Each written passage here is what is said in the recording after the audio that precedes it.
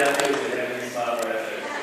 All right, before we get started on this next segment, I want to give some big love to somebody who just promoted to managing director last night. Chris Cooper.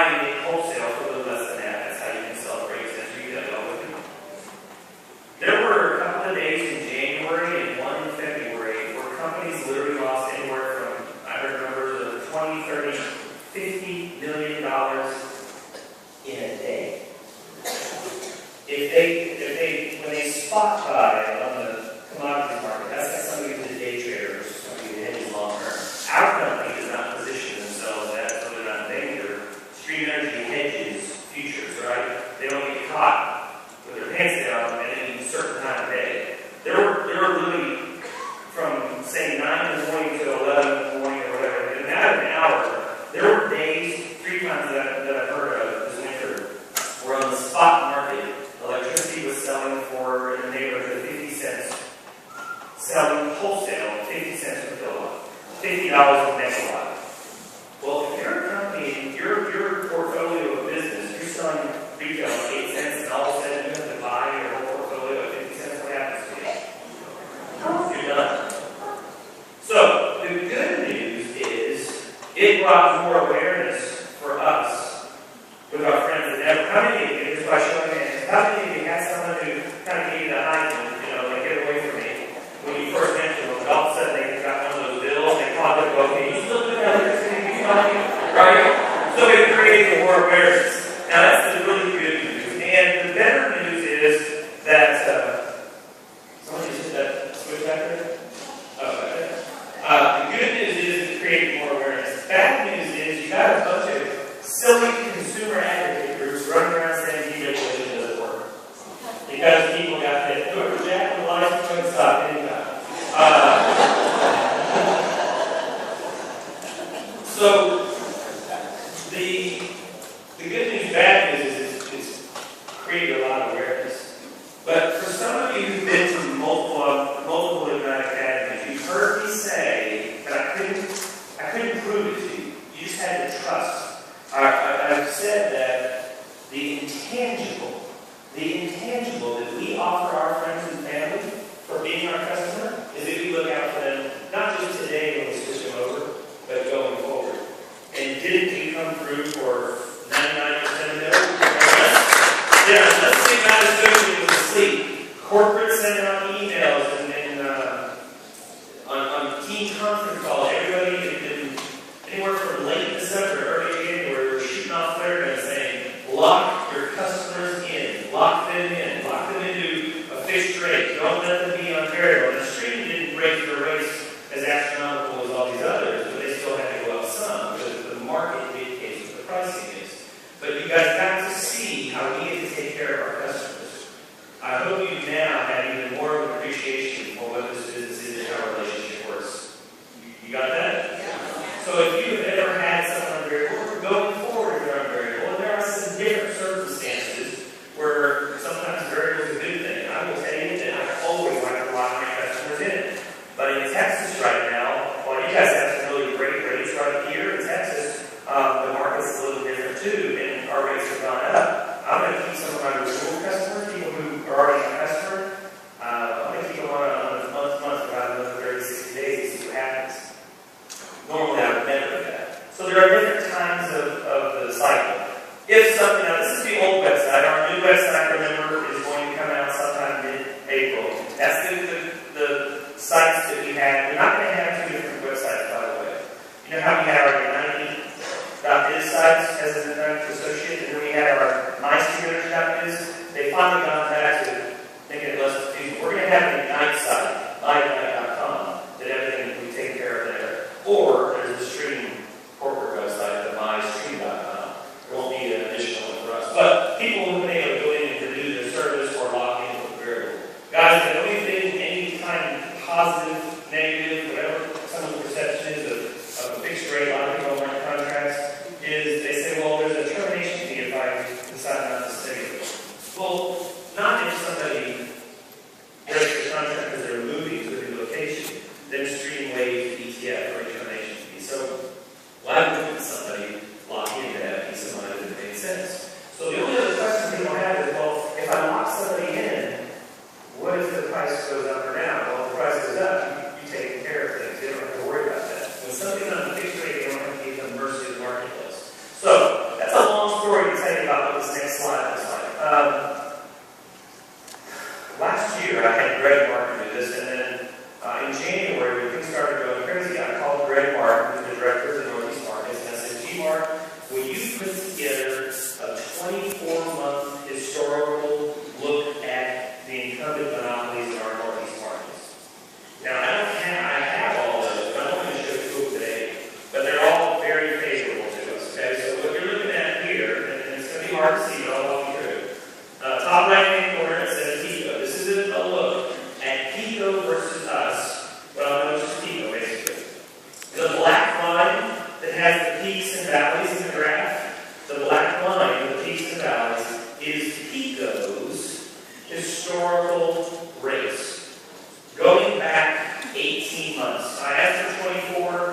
did some 24-month stuff, but for whatever reason, just to keep it uniform, I think all of them are 18. So the blue line represents what we are today. Make sure you hear me.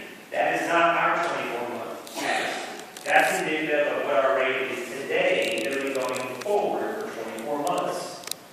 Because the question a lot of people have is, well, if I lock my customer in right now for a 24-month term, what if PICO drops below them? Oh my gosh, right? But we always see the ups and downs. They have to call seasonal billing. And sometimes we have to see this to feel good about it. And by the way, this will be occurrence if it hasn't already. And you'll be able to, if you have that friend, customer that is just analytical, here you go. Right? Documentation is complicated. So, let me show you close up. The peaks and valleys of the black line that you're looking at is that top one, the 9.4. So, over the last 18 months, PICO has averaged 9.4 cents. Right? Currently, our 24-month fixed rate is 8.6. Are you kidding me? And if you don't feel like you guys have gone to heaven already, guys, I would do anything to be able to lock my personal customers in for 2 or 3 years. To have a 24, not just for me, because that means guaranteed API, right? But just for them. For them to have peace of mind and not have to worry about hurricanes or polar vortex or whatever the heck is going to happen, right? So, there are going to be times. Matter of fact, we already know, we've already seen PICO's rates. They're going to drop down to 8.5 or 8.3, whatever it is. But that's for a small period of time. And the example I used to give to people was Southwest Airlines. And it hit me a while back. I don't know, 2 or 3 years ago, Southwest Airlines and American Airlines both based out of Dallas. Well, Southwest is the low fare provider. By the way, the most profitable airline in the industry born out of deregulation. But Southwest is the most profitable airline. They're the low fare airline. Now, when I say low fare, are they always the cheapest? No, they're always among the most competitive. Is that familiar? Street Energy. Well, American had this huge ad campaign, and I remember it vividly. It was DFW to St. Louis, and they lowballed the heck out of it, and they were a lot lower for that ad campaign for about a month from Dallas to St. Louis, cheaper than Southwest. But over the 12 months of that year, who was left? Southwest. That's what you're looking at here. So feel good about the long term. Now, remember, the black line is PICO's path, a lot of peaks and valleys. They raise it, they lower it, they raise it, they lower it. Just the normal industry. The blue line is not our history, it's our future. Now, we know that we can sign somebody up for 8.6 today. We know that PICO is at 9.4, but we don't know what the future will hold. Right? Can anyone predict the future? No. Matter of fact, the experts in the energy industry, when they're hedging futures, when they were trying to come up with crisis management, they never even got close to what took place this winter, as far as in their worst case scenarios. So they can't know the future. And I say that because is there a chance that PICO could drop below 8.6 over 24 months? Yeah, I guess. But here's what I'm basing things on. While I can't tell you what the future is going to bring, wouldn't you guys agree that history tends to repeat itself? Yes. The other thing is, where I feel confident, if I'm locking my customers in, is that while we've seen a huge spike the last 30, 60 days because of the crazy polar vortex, over the last 3 or 4 years, we've been at the lowest pricing that energy has been in a decade. So it's not like things are going to just drop down to nothing. They're going to stay in the neighborhood where they are or probably go up. So we can't predict the future, but history tends to repeat itself. Now, that's all good news. Let's get real.